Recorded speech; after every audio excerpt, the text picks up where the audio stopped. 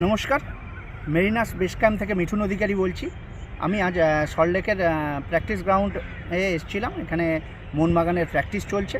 আজ বিকেলে practice session ছিল। প্র্যাকটিস গ্রাউন্ড 1-এ আমাদের প্র্যাকটিস হচ্ছে, ক্লোজ ডোর। তা প্লেয়ারদের ঢোকার সময় যেটুকু দেখে মনে হলো প্লেয়াররা খুবই চনমনে আছে, খুবই আনন্দে আছে। এবং সত্যিই তো আমাদের মোহনবাগান অসাধারণ ফর্মে রয়েছে। আমরা লাস্ট 3টে ম্যাচে জয়লাভ করেছি।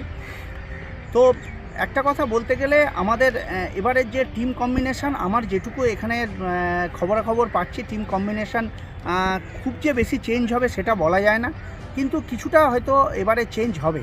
কারণ ওড়িশার দুজন খুব ভালো মানের স্ট্রাইকার রয়েছে, দিয়াগো মরিশিও আর রয় কৃষ্ণা।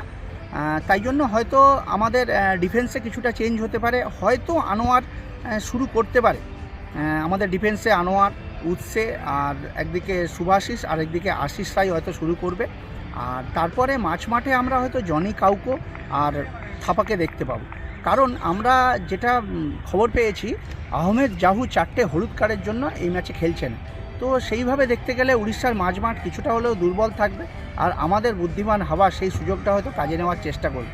তাই মাঝমাঠে হয়তো প্রথম থেকেই অনিরুদ্ধ থাপা আর কাউকোকে নামিয়ে দেবে, আর কাউকে একটু অ্যাটাকিং হয়তো খেলবে, আর অনিরুদ্ধ থাপাও ওকে সাহায্য করবে।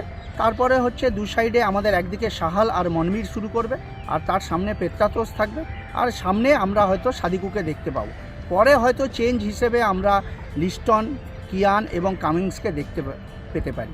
তো যেটুকু দেখছি মোটামুটি চোট আঘাতের সেরকম খবর নেই। সুহেলের একটু চোট আছে, আর হামিলের হয়তো চোট আছে। আমরা এই দুজনকে হয়তো প্রথম একাদশে দেখব না। আর তাছাড়া টিম কম্বিনেশন মোটামুটি এরকমই থাকবে। মেরিনাস বেস ক্যাম্প থেকে সকলকে ধন্যবাদ। নমস্কার।